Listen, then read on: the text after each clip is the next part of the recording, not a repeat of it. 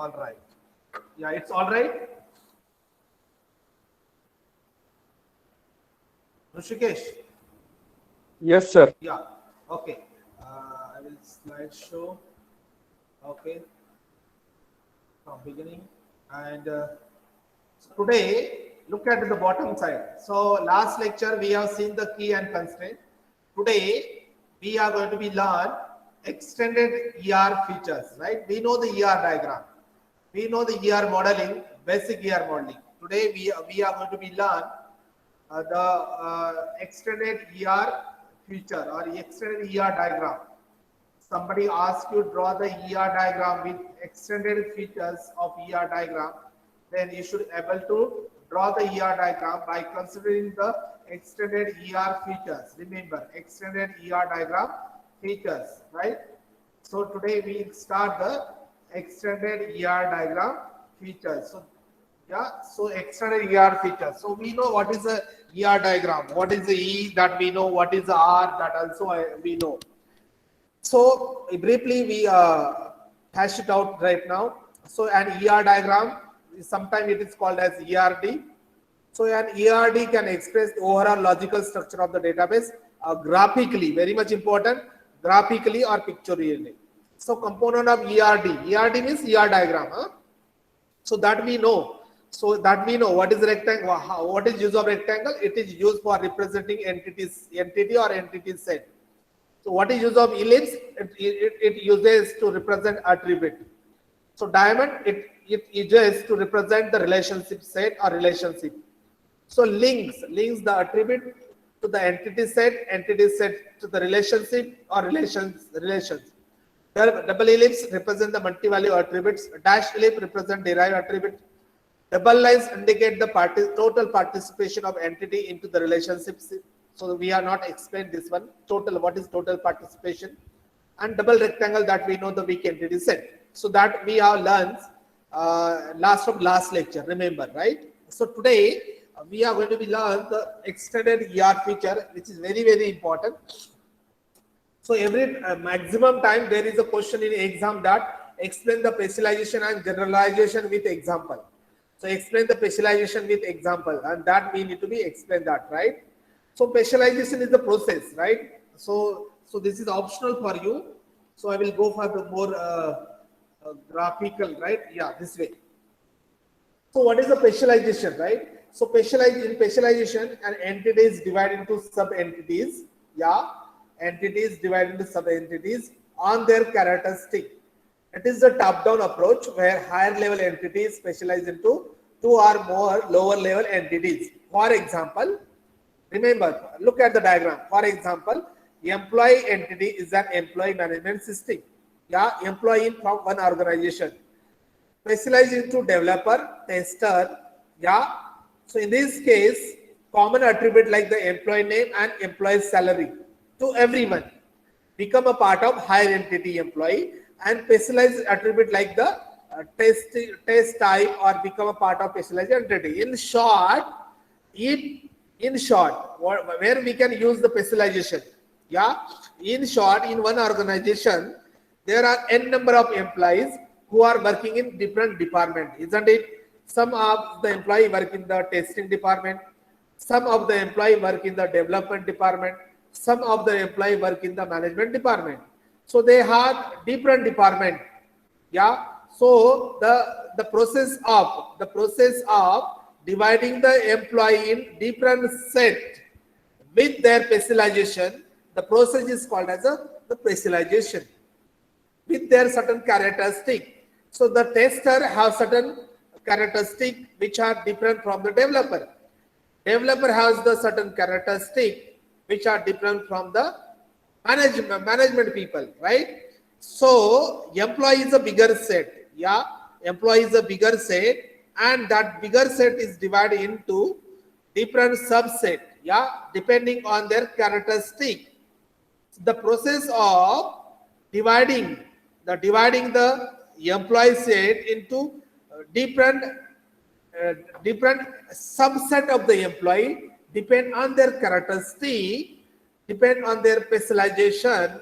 The process of dividing set into a subset, it is called as the process of specialization. You can see in the diagram employee. Yeah, employee. This triangle is indicate the specialization.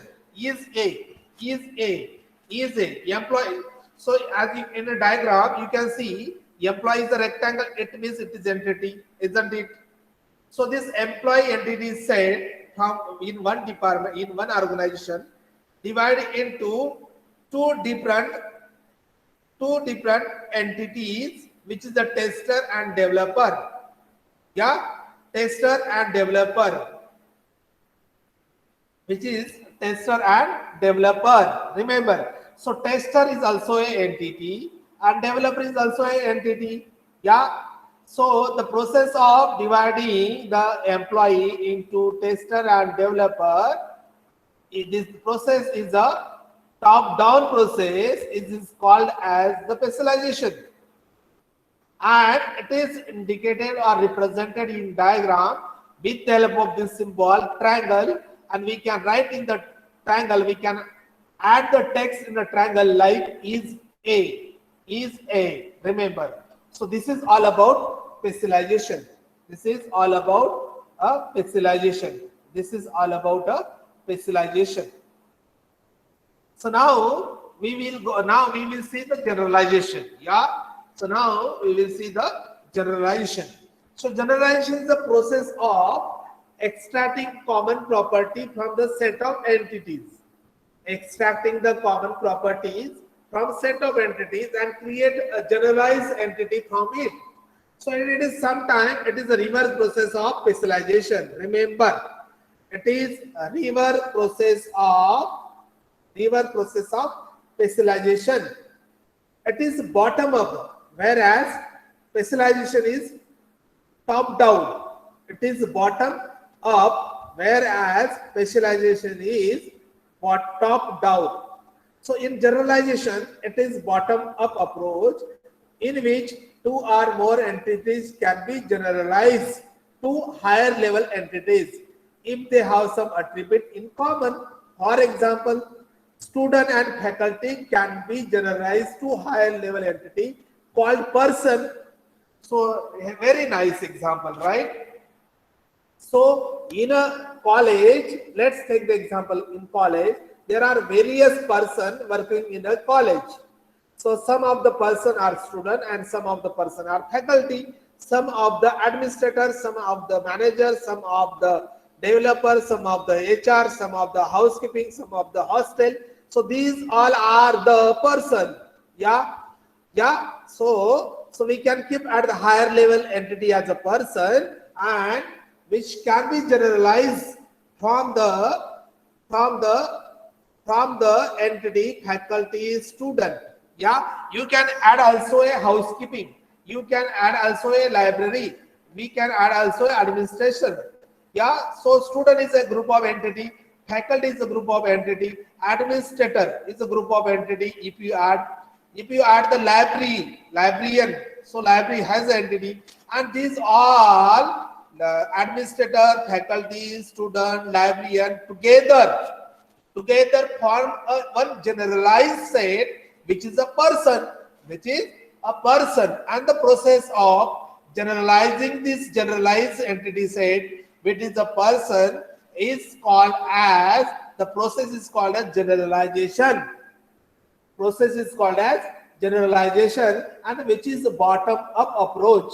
From faculty, student, librarian and administrator, we can form the one generalized entity which is a person, and it is represented in ER diagram with the help of opposite of the specialization is A.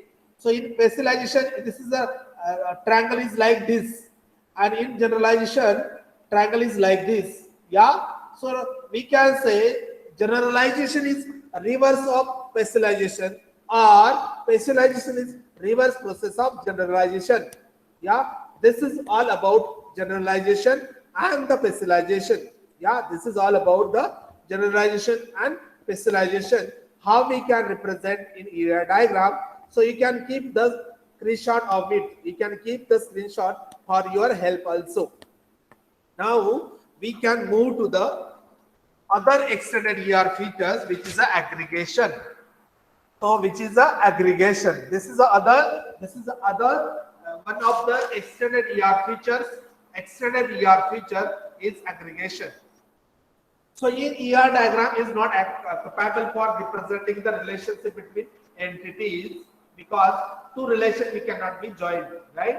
So, a relationship which may be required in some scenario, or in those cases, a relationship what is corresponding entities aggregated into higher level entity. For example, employee working for project may require some machinery.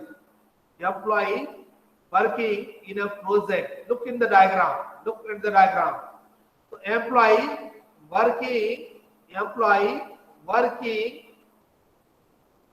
for project may require some machinery.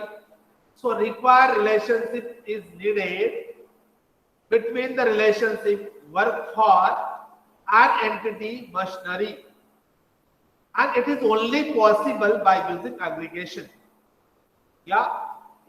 Work for relationship with entity employee and the project is aggregated into single entity which is a machinery. Yeah. So a project is aggregated into single entity and the relationship required is created between aggregated entity and the machinery. So aggregated entities and the machinery. Yeah. So we can see more example of the aggregate also. We can aggregate them. We can see the more example of aggregate. Aggregating means together. We can form the aggregation means together. Those project, for example, those employee working for the project require the machinery. This all come into the entity machinery. Remember, yeah, those employee working for the project require the machinery. Yeah, require the machinery. The process is called aggregating. I'm repeating again. Employee working for the project requires some machinery. So required relationship is needed between the relationship work and entity machinery. Using aggregate, work for relationship with entity employee and project aggregated into single entity and relationship required is created between the aggregated entity and the machinery. So this is only possible here only. Otherwise, it normally cannot be from the entity machinery. Yeah, we cannot be, and we cannot be make it the relation like the require and the working for. So this is a scenario. So there are n number of scenarios you will get when we experience the aggregate. Yeah, so you can aggregate it. I will show more example of aggregation as well. But remember only for today. So what are somebody ask you write the extended ER diagram features, then you can write aggregation, you can write the generalization, you can write the specialization.